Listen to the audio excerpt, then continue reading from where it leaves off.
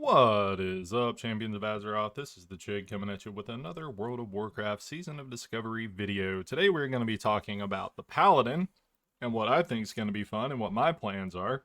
But before we get started, go and hit that like button, hit that subscribe button. Don't forget to hit the bell notification icon so you get notified every time we make a new video. Anyway, let's hop right into it. We got old Tanak over here doing the dance for us. So I had originally poked around with this and did some strength gear, and then I put some real thought into it, and I don't think I want to do strength gear. Not for level 25 anyway. So I'm doing two things. Firstly, I am going to be, when I am playing solo and not in dungeons, I'm going to be doing things out in the world, obviously. But when I am in dungeons, I am likely going to be healing because the people I play with already have the other roles filled. So, what I'm doing is going to be very interesting and a little different. So, we are going to start with the Spark Metal Clave. We'll go ahead and talk about the gear and the talents, and then we'll just do everything the same way we do it. Gear, talents, and then runes, and then why I pick things. So, Spark Metal Clave. We're picking this because I don't really have much better options. We're just going to throw that on. Obviously, if you're an engineer, you could switch this out for the Spell Power Goggles Extreme and get a little spell power, but otherwise just grab the Spark Metal Coif just for the armor for the solo play. Other than that, you can throw on something for healing. So here we have the Sentinel's Medallion just for a little bit of stamina and a little bit of agility. I don't really care too much about that. What you could do, however, is try to find a green that's got intellect on it.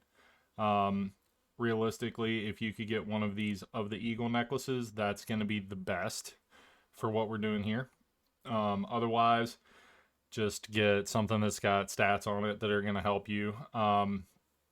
So as you can see here, almost all of this stuff is green of the eagle, and we'll talk about why in a moment. Here, get some mail shoulders that are of the eagle. Same thing for your cloak, something of the eagle. Chest piece, something of the eagle. Bracers of the eagle. So with the weapon, I would just recommend getting a one-hander that has a high attack speed. And the reason being is we are going to be doing the majority of our damage with our Seal of the Righteousness, which is going to be basically our bread and butter forever. So just get a fast attack speed. There is a item you get later that requires level 33, the Knightly Longsword. It's just a super fast sword. And it's basically your best in slot until you get Flurry Axe. So that's what we're going to do. We're going to just get a fast one-hander, fast main hand. Seed Cloud Buckler. So here, if you want to take the time to farm Wailing Caverns, which if you have some friends that are specifically looking for some of those pieces of gear over there, depending on their class, you can just get a group, run over there, and farm it for a little while to get the items that you need. Otherwise, just try to get a world drop that's got intellect on it. Realistically, getting Seed Cloud Buckler is going to be good for you. It's going to be super easy to do. But again, just get something with int on it. That's just the TLDR for that slot. Gloves of the Eagle. Get some Gloves of the Eagle, Belt of the Eagle, Legs of the Eagle. The reason I did it this way is to get all of the armor I possibly could, as well as all of the HP and mana that I possibly could. And when I tell you what my plans are when we talk about the talents and the runes, you'll see why I did it that way. Lore Keeper's Ring. That is from Silver Wing Sentinels rep. So basically for free, you're going to get that. It's amazing. Mana per 5. Some healing and damage done, and some staminas. Amazing. Other ring, something of the eagle. Black Widow Band is going to be good. It's going to take away some stamina, but it's going to give you a bunch of intellect. A lot of people who are questing are going to be killing this mob, so this will be in the auction house. I am almost certain. So don't knock out that one. Once you can get into the raid, Invoker's Void Pearl, damage and healing. We don't just want the healing one. Obviously, at some point we will, but for starters, we want the damage and healing one. Once we start to get gear that has spell power on it, we want things that are damage and healing. And the reason being is because we are going to be doing AoE shenanigans when we are not in dungeons. So let's go ahead and hop into it. So, as you can see, I am speccing into Holy, and I plan to just go all the way Holy. I may switch over to Protection once I can get Blessing of Sanctuary. However, I may also not do so. It just depends on my group and how things are going at the time and if they stick around. But 5 out of 5 Divine Intellect. We just want your total intellect increased by 10. Improve Seal of the Righteousness. We are going to make it where our Seal and Judgment of Righteousness is increased. So the gameplay is you seal and then you judge Crusader and then you switch to Righteousness and you attack down the target, right? Obviously later on you'll switch what you're doing because you might be using your Wisdom, or not Wisdom, but yeah, you may be judging Wisdom, you may be judging Light. What you're judging is going to change at the beginning, but what's not going to change is 99% of the time while you're DPSing, you are going to be DPSing with Seal of Righteousness, so you want to get that. Then we pop down here. I got Healing Light, increase healing by Flash of Light and Holy Light by 12%. Consecration, which is the biggest reason we're even doing this at all. And then improved Lay on Hands just to get the 1 point to come down to Illumination. Illumination is going to give you 20% chance per point to give you mana back equal to the cost of the spell when you crit. So this is just for when we're healing, right? This is going to be amazing for when we're healing.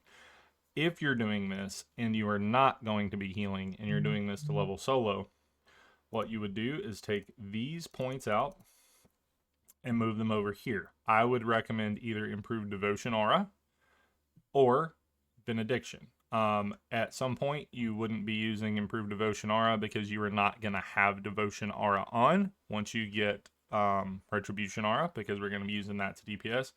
So Benediction is going to be fine. But with what I'm doing, I am planning to heal while I do this. So this is what I'm going to be doing. The other option is also, since we don't know how much this is going to be helping, is you could put that point into Improved Blessing of Wisdom. You can flip these around however you want, but you know, just having the chance for your spell to not cost mana is really good in my opinion. All right, so let's talk about the chest runes. Aegis. Increase the block value by 30%, and damaging and melee and ranged attacks against you have a 10% chance to increase your chance to block by 30%. Last 10 seconds or 5 blocks. Effect not cumulative with Redoubt. So what that means is you can either use Aegis or you can use Redoubt. However, Aegis is better because you don't have to be crit. So when you read out your chance to block with your shield by 6% after being the victim of a critical strike. This is 10% chance when you get hit to just increase it by 30%. Aegis is just better. This is what we're going to use. Divine Storm, if you're going Retribution, this is a no-brainer. You're going to use Divine Storm, an instant weapon attack that causes 110% of weapon damage to up to 4 enemies within 8 yards. The Divine Storm heals up to 3 party or raid members for 25% of the damage caused. Horn of Lordaeron, this is amazing. This is Horn of Winter. This is awesome, right? Like, this may be something you use if you are holy, is what I'm thinking, is Horn of Lordaeron is just going to be for holy paladins. We're going to be using this to just have an additional buff we can give the party. Seal of Martyrdom. Fills you with Holy Spirit for 30 seconds, causing each of your melee attacks to deal 30% weapon damage to up to 3 nearby targets, but you lose health equal to 10% of the damage inflicted. While the seal is active, your party members within 40 yards each gain mana equal to all of the damage you take. Unleashing the seal's energy will judge an enemy, instantly causing 70% weapon damage, and at the cost of health equal to 10% of the damage inflicted. Seal of Martyrdom is just going to be good. I don't know if it's going to be comparable to Divine Storm. It may be just because of the utility. So what you might be doing is using Divine Storm kind of to help you when you are soloing. And then in dungeons and raids specifically, you might be using Seal of Martyrdom just because it's going to be giving everyone in your party mana regeneration. And obviously it's going to depend upon your group composition. But for me, when I am not in dungeons, I'm going to be using Aegis because I'm going to be AoE grinding. When I am in dungeons, I'm going to be using Horde of Lordaeron so I can provide that extra buff to the rest of the group because I'm not going to be the one getting hit. So the leg rune. There's a couple of different options here. Avenger Shield hurls a holy shield at the enemy, dealing damage, dazing them, and then jumping to an additional nearby enemy. Affects 3 total targets, lasts 10 seconds. So this is your ranged pull. This is going to be just amazing if you're going to be tanking dungeons. Divine Sacrifice. 30% of all damage taken by party members within 30 yards is redirected to the Paladin for 10 seconds. Damage which reduces the Paladin below 20% health will break this effect and grant the Paladin 10% damage and healing done over 10 seconds. So this could be good for a couple of different things. I can see this coming in useful for Ret. I can see this coming in useful for Holy. So as a Holy Paladin, you just bubble and then Divine Sacrifice and it's fine, right? Like you don't take any damage. And it just reduces their damage for the entire amount of time. Exorcism. So Exorcist. Exorcism can now be used on any target and has a 100% increased critical strike chance against undead or demon. This just makes it where you can use Exorcism in your DPS rotation. This is going to be really good for Ret. Could also be good for Prot. It depends on where you're farming. It also depends on what you're trying to do, right? So Inspiration Exemplar. Your inspiring presence periodically dispels fear and sleep effects on nearby party members. So this says the Paladin becomes Tremor Totem. That's all that is. It's really cool. Rebuke. Finally getting a kick. This is amazing. Interrupts spellcasting and prevents any spell in that school from being cast for 2 seconds. So this is basically just your PvP thing. So if you're tanking, Avenger Shield. If you're doing healing, Divine Sacrifice. If you're DPSing, Exorcist. Inspirational Exemplar is going to be good for PvP as well because, you know, Warlocks. Obviously, all of these are just going to be situationally dependent. So pick which one you need for the situation that you're in. All right, Hand Rune. Beacon of Light for when you are healing.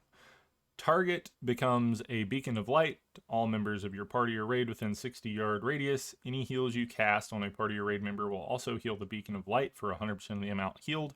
Only one target can be the beacon of light at a time. Last 1 minute. Beacon of Light is amazing. We already know this. We already know what this does. We already know how this works. It's just a great ability. Crusader Strike, an instant strike that causes 75% weapon damage and regenerates 2% of your maximum mana. Maximum mana. That is amazing. We love that. Hand of Reckoning taunts the target to attack you, but has no effect if the target is already attacking you. So we get a taunt. While you know this ability, the threat bonus from Righteous Fury is increased by 80%, and Righteous Fury causes you to gain mana when healed by others equal to 25% of the amount healed.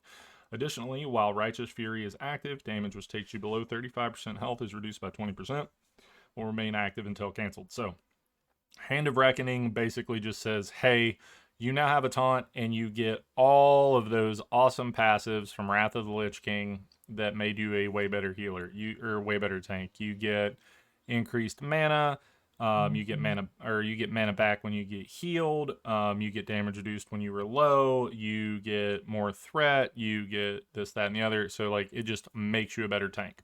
So 2 things. Like I said, I'm not going to be tanking content because one of my buddies is going to want to tank with his Warlock. So what I'm going to be doing is when I am solo, I'm going to be using Crusader Strike to keep my mana up while I'm AoE grinding. And, you know, to make me better in PvP, etc., etc. When I'm in dungeons, I'm going to be switching over to Beacon of Light. The whole thing about this is you can switch these on the fly as long as you're not in combat. So I can switch these as I need to, and it's just going to be awesome. So Crusader Strike, what I'm going to be doing is when I'm not in dungeons, I'm going to be using Aegis because I'm going to be AoE grinding. And when I am in dungeons, I'm going to be using Horde of Lordaeron because I'm going to be the healer, and these other ones don't really come in, right? So when I'm out in the world, I'm going to be using either Avenger's Shield or Exorcist because they're going to help me pull, they're going to help me DPS, and they're going to help me do everything else I need to be doing. When I am in dungeons, I'm going to be doing Divine Sacrifice to help with utility for the raid and the party. And then, like we just talked about, when I am in dungeons, I'm going to be using Beacon of Light because I'm going to be the healer. And when I'm not, I'm going to be using Crusader Strike to keep my mana up to make it where I can consecrate more. So this is going to make being able to AoE grind as a Holy Paladin a lot easier than it's ever been. It's going to be a lot of fun. It's going to be really interesting. And I think this is going to be a really, really, really solid way to continue to play the game as we go on. We talked a little bit about the gear. We talked a little bit about the talents. We talked about the chest rune, the leg rune, and the hand rune. So I think that's about all I got for the Paladin video. I may come back around and talk about some PvP stuff at some point for each of the classes. But for now, that's all I've got for you for this one. So I will see you guys in the next one. Hope this helped you out. Don't forget to hit that like button and subscribe button. And see ya.